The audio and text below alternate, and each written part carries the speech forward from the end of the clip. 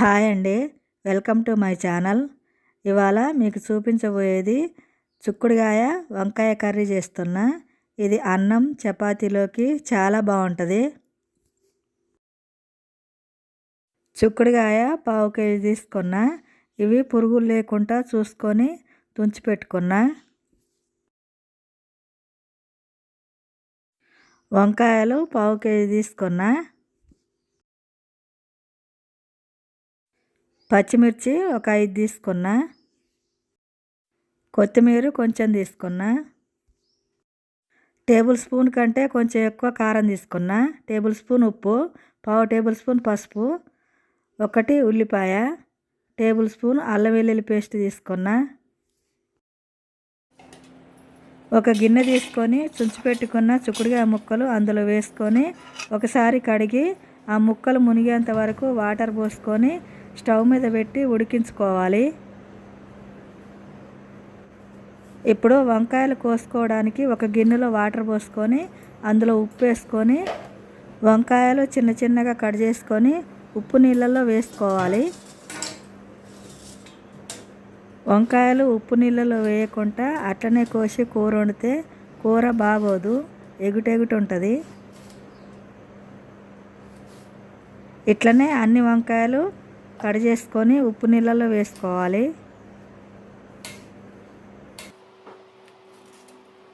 వంకాయలు చూడడానికి బాగానే ఉంటాయి, లోన మట్టికి పుచ్చులు ఉంటాయి, చూసి కోసుకోవాలి.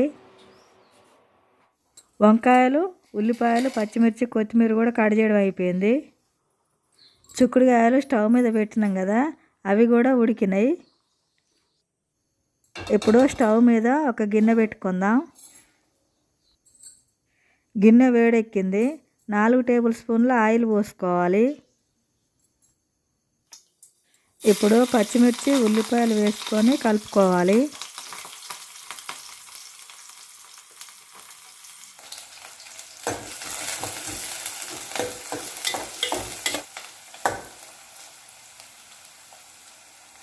అల్లం వెల్లుల్లి పేస్ట్ కూడా వేసి పచ్చివాసన పోయేంత వరకు కలుపుకోవాలి.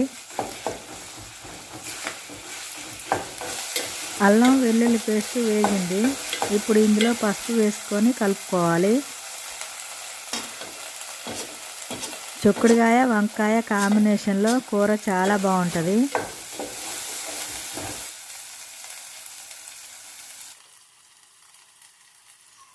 ఇప్పుడు కట్ చేసి పెట్టుకున్న వంకాయ ముక్కలు వేసుకోవాలి.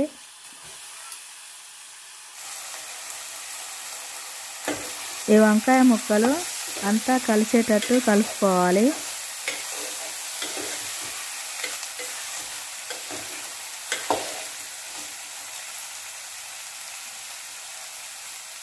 ఇప్పుడు కొద్దిసేపు మూత పెట్టి ఉంచుదాం. ఇప్పుడు మూత తీసి అడుగంటకుండా కలుపుకోవాలి.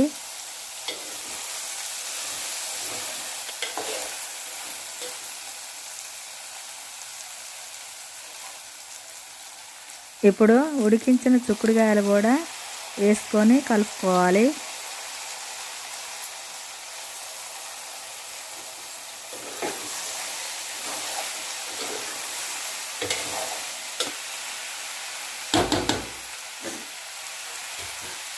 ఇప్పుడు కొద్దిసేపు మూత పెట్టి ఉంచుదాం.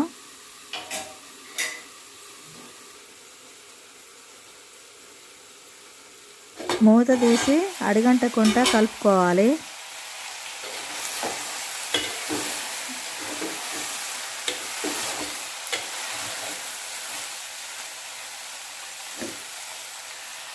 ఇప్పుడు ఇందులో కారం ఉప్పు వేసుకొని అంతా కలిసేటట్టు కలుపుకోవాలి.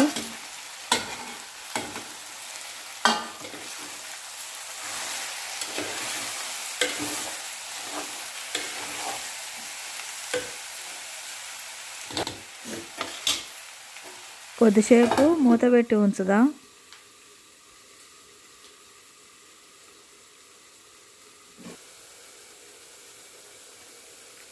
ఇప్పుడు మూత తీసి అడుగంటకుండా కలుపుకోవాలి.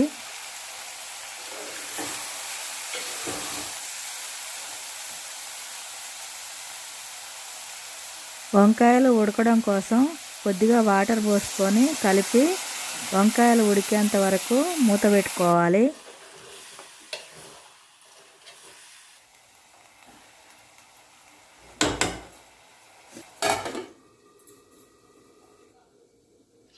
ఇప్పుడు మూత తీసి చూద్దాం. కూర అంతా ఉడికింది. కొత్తిమీర వేసుకొని అంతా కలుపుకోవాలి. ఎప్పుడైనా కొత్తిమీర వేయంగానే దించొద్దు.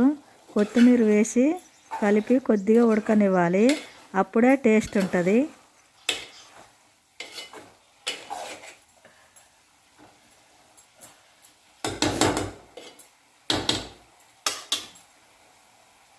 అంతేనండి, అయిపోయింది చిక్కుడుకాయ వంకాయ కర్రీ. స్టవ్ ఆఫ్ చేసి దించేసుకుందాం. ఈ వ్లాగ్స్ మీకు నచ్చినట్టయితే లైక్ చేయండి, షేర్ చేయండి, సబ్స్క్రైబ్ చేయండి. మళ్ళీ ఇంకో వ్లాగ్స్తో మీ ముందుకు వస్తా. Thank you for watching. Bye.